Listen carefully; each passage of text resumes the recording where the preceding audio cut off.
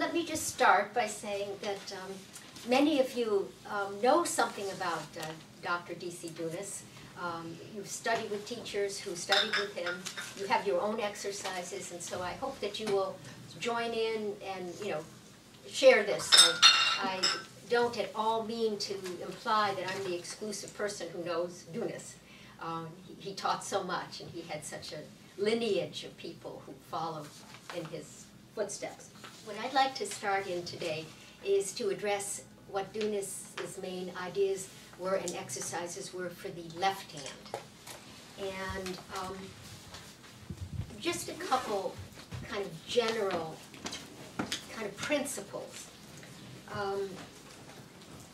Dounis believed that everything should be natural and instinctive when you play. And in this regard, it occurred to me recently that, he was of the same generation as Alexander.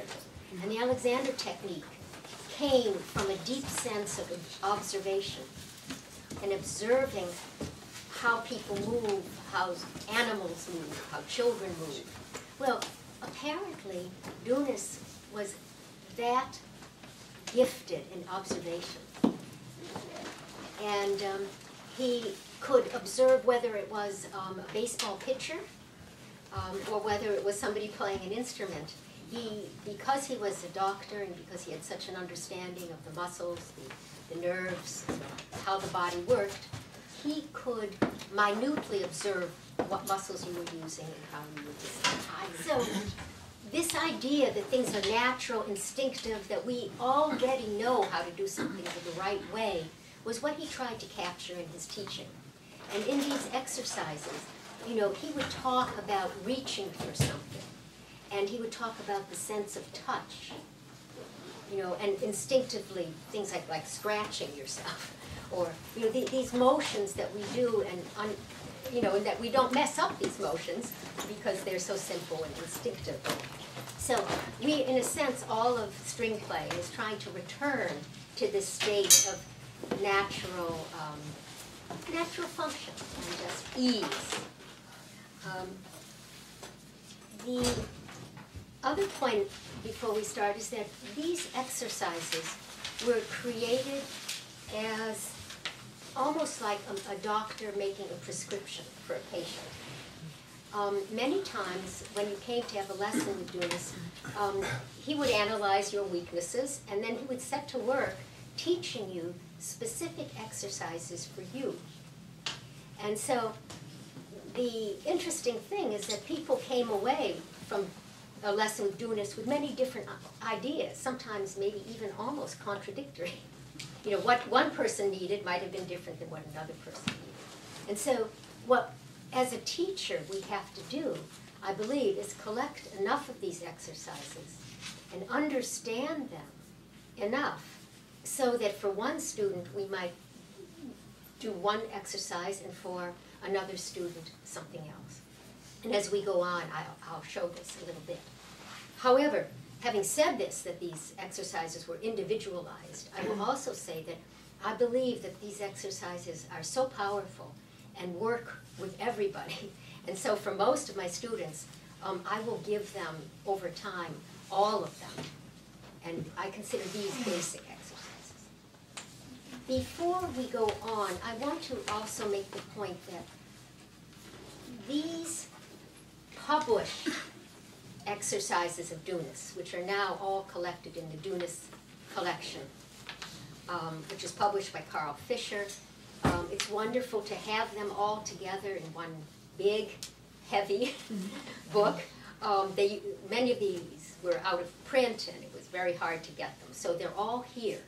However, I think for our purposes of teaching youngsters and perhaps not very advanced adults, this is too much. They're too advanced, they're too extreme, and people don't know how to use them. So I would say that of this book, of this entire book, really what I use is the exercises that were passed on to me as an oral tradition and that I learned from my teachers. And the only thing of the published works that I use are the Dounis the violin player's daily dozen. And I hope that we will have time, because I would like to go through these and show you the exercises for the left hand here. But first, like many, I think, other teachers, Dounis thought that there were 4 major motions of the left hand. That is raising and lowering the fingers, what he called the vertical motion, trilling. He thought there was the horizontal or side motion, which was used in stretching or in chromatic movement. He thought there was a movement from, he said, from left to right, which just meant like a left-hand pizzicato. And he also thought that there was a general motion where you would have sometimes your fingers going from left to right and sometimes from right to left, and this is in chord playing. So the 4 movements that he thought were trilling, moving the finger chromatically, left-hand pizzicato, and forming the fingers into chords. Can I ask a question? Yes. I'm curious how much of your lessons you spend on your technical exercises like this. How much of an hour? Yeah, it's a good question, and I would say that if I have a new student, it might be up to half of the lesson.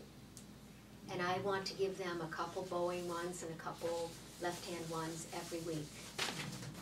And I want to correct anything or, just help them.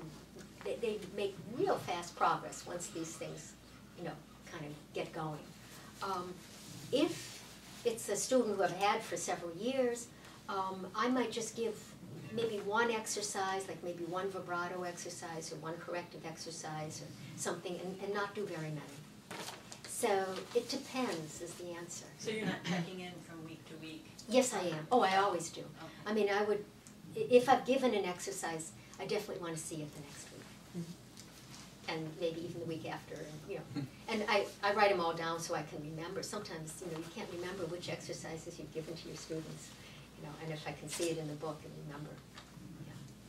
But I do want them, particularly with the bow exercises, to get all of them as a kind of, again, we're talking about developing the mental remembrance of what this feels like. So, but eventually, I would say maybe just 10% of a lesson, just a little bit at the beginning. Right. And I do ask them to practice these things first, even before their scales, because I think they're the best way to kind of approach the instrument.